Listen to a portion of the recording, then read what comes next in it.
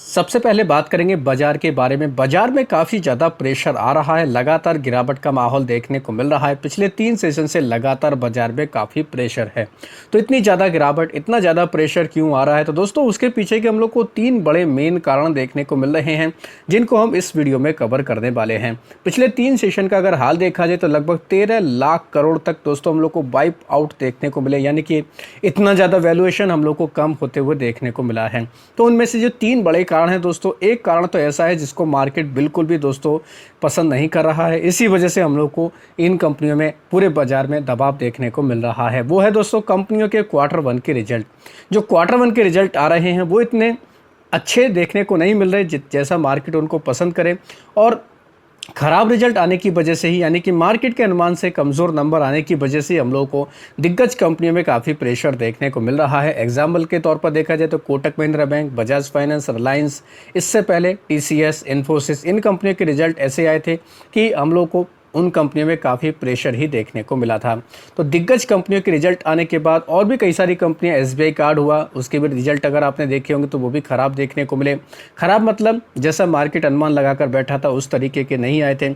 तो रिजल्ट की वजह से हम लोग को सबसे बड़ा कारण बाजार में प्रेशर का देखने को मिल रहा है। जब रिजल्ट ख़राब आते हैं तो दोस्तों वैल्यूएशन को लेकर कई सारे क्वेश्चन उठ जाते हैं। तो यही एक बड़ी वजह फिलहाल तो देखने को मिल रही है। तो देख सकते हैं दोस्तों आप लोग, पहला सबसे बड़ा कारण हम लोग को यही देखने को मिल रहा है। आईटी कंपनी के रिजल्ट आने के बाद से तो लगातार हम लोग को बाजार में ये ड्रॉप आउट देखने को मिल रहा है।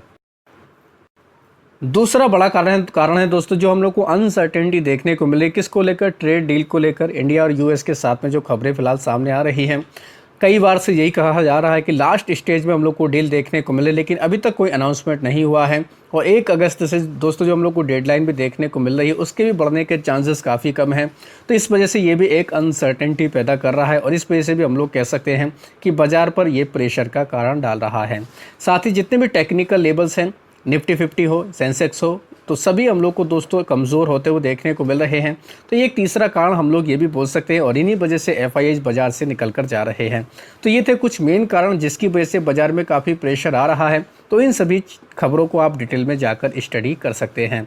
अब बात करेंगे उन कंपनियों के बारे में जिनके हम लोग को रिजल्ट देखने को मिले हैं। और रिजल्ट कैसे हैं ये तो दोस्तों अनुमान भी हम लोग इस वीडियो में देखेंगे, किस तरीके का रिजल्ट किस कंपनी का कैसा आया है। तो सबसे पहले बात करेंगे थंगामोइल ज्वेलरी के बारे में। इस कंपनी के रिजल्ट दोस्तों जस्ट अभी अभी आए, यानी कि बाजार बंद होने के बाद। तो इसके ऊपर हम लोग को कल के दिन रिएक्शन देखने को मिल जाएगा। कंपनी का रेवेन्यू 12% तक बढ़कर आया है, 1555 करोड़, जो पहले 1380 करोड़ था। कंपनी का पैट 19% घटकर आया है, 45 करोड़, जो पहले 56 करोड़ था। एबिडा 71% घटकर आया है। मार्जिन कंपनी के 17.5% से घटकर 4.5% तक देखने को मिले हैं। एस्टेक लाइफ की बात करेंगे, ये कंपनी में दोस्तों हम लोग को इसका कह सकते हैं 33 करोड़ तक का कंपनी लॉस रिपोर्ट किया, जो पहले 39 करोड़ के आसपास था। रेवेन्यू 31% बढ़कर आया है, 91 करोड़ के आसपास। एबिडा भी हम लोग को लॉस में ही देखने को मिल रहा है। अजंता फार्मा के नंबर देख सकते हैं आप लोग, रेवेन्यू 13% बढ़कर आया, 1302 करोड़ के आसपास। एबिटा 6% बढ़ा है। मार्जिन 27% रख रहे हैं, जो पहले 29% थे। कंपनी का पैट 4% तक बढ़कर आया है। भारत इलेक्ट्रॉनिक्स की अगर बात करें, निफ्टी 50 की कंपनी है।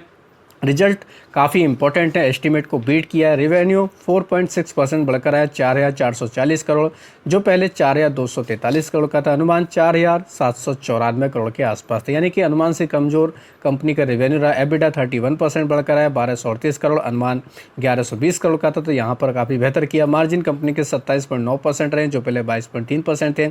अनुमान 23.3% के आसपास था। कंपनी का पैट 23% बढ़कर आया, 970 करोड़ के आसपास, जो पहले 791 करोड़ था। अनुमान 906 करोड़ के आसपास है, यानी कि एस्टीमेट को कंपनी ने बीट किया है।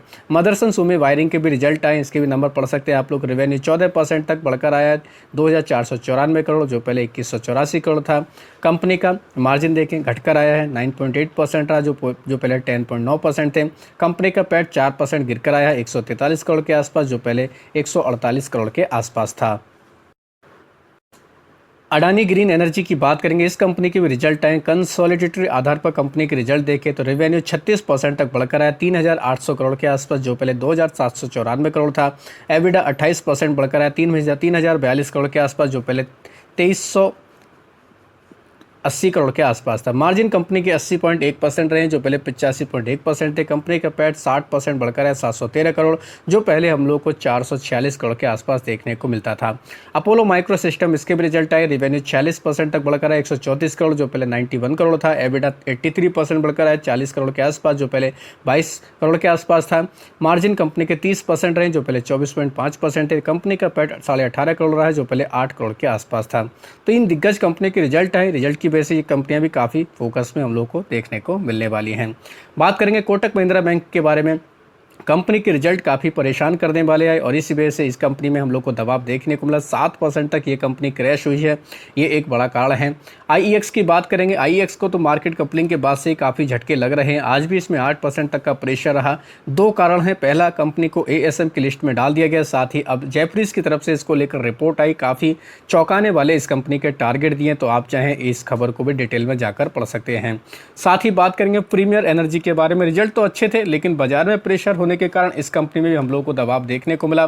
प्रीमियर एनर्जी में भी हम लोग को दबाव देखने को मिला, गिरावट देखने को मिली है। तो इस कंपनी के ऊपर भी आप चाहें तो नज़र रख सकते हैं। इसके रिजल्ट को भी डिटेल में जाकर स्टडी कर सकते हैं। बात करेंगे दोस्तों जेन टेक्नोलॉजी के बारे में। इस कंपनी के Q1 के रिजल्ट है, कमज़ोर नंबर रहे हैं। रेवेन्यू भी घट कर आया है। कंपनी का 38% तक की गिरावट रही है रेवेन्यू में, साथ ही कंपनी का प्रॉफिट भी घट कर आया है। इस वजह से इसमें 5% का लोअर सर्किट देखने को मिला। तो जेन टेक में भी काफ़ी ज़्यादा चौंकाने वाले नंबर देखने को मिले। बात करेंगे दोस्तों कार ट्रेड टेक्नोलॉजी के बारे में। इसके रिजल्ट काफ़ी अच्छे आए हैं, इस वजह से कंपनी में भी काफ़ी अच्छा मोमेंटम रहा। एबिटा 98% तक आया। कंपनी का प्रॉफिट ऑलमोस्ट डबल हो चुका है, जो कहीं ना कहीं कह सकते हैं अच्छे नंबर हैं इस कंपनी के। इस वजह से ये कंपनी भी हम लोग को काफ़ी ज़्यादा खबरों में देखने को मिली है। बात करेंगे रिलायंस इंफ्रा और रिलायंस पावर के बारे में। इन कंपनी में काफ़ी दबाव देखने को मिला, क्योंकि ईडी की रेड देखने को मिली है इनके कई सारे लोकेशन के ऊपर। तो कंपनी की तरफ से कहा गया है, रिलायंस इंफ्रा की तरफ से कहा गया, रिलायंस पावर की तरफ से भी कहा गया है।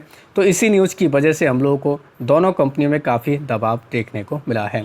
बात करेंगे सीडीएसएल के बारे में। सीडीएसएल के रिजल्ट एक तरीके से प्रेशर वाले हमें देखने को मिले थे, इस वजह से इस कंपनी में भी काफ़ी दबाव देखने को मिला। साथ ही एनएसडीएल का जो आईपीओ आ रहा है, ये भी कहीं ना कहीं इस कंपनी के ऊपर प्रेशर क्रिएट कर रहा है। तो सीडीएसएल में 5% तक का प्रेशर रहा है। हालांकि सुबह के समय इसने ऊपर जाने की कोशिश की थी, लेकिन बाद में बाजार में प्रेशर के कारण इसमें भी काफ़ी ज़्यादा दबाव देखने को मिला है। सीडीएसएल के रिजल्ट का असर हम लोग को थोड़ा बहुत बीएसई के ऊपर भी देखने को मिल रहा है, क्योंकि नेक्स्ट वीक इस कंपनी के भी हम लोग को रिजल्ट देखने को मिलेंगे। तो ये कंपनी भी काफ़ी फोकस में देखने को मिल जाएगी। तो दोस्तों ये थी कुछ लेटेस्ट खबरें जिनकी वजह से इन कंपनियों के ऊपर आप चाहें तो नज़र रख सकते हैं। तो आशा करता हूँ दोस्तों आपको ये वीडियो अच्छा लगा होगा। वीडियो अगर पसंद आया तो चैनल को सब्सक्राइब कर लें, बेल आइकन को दबा लें, ज़्यादा से ज़्यादा लोगों में शेयर करें। धन्यवाद दोस्तों, बाय बाय।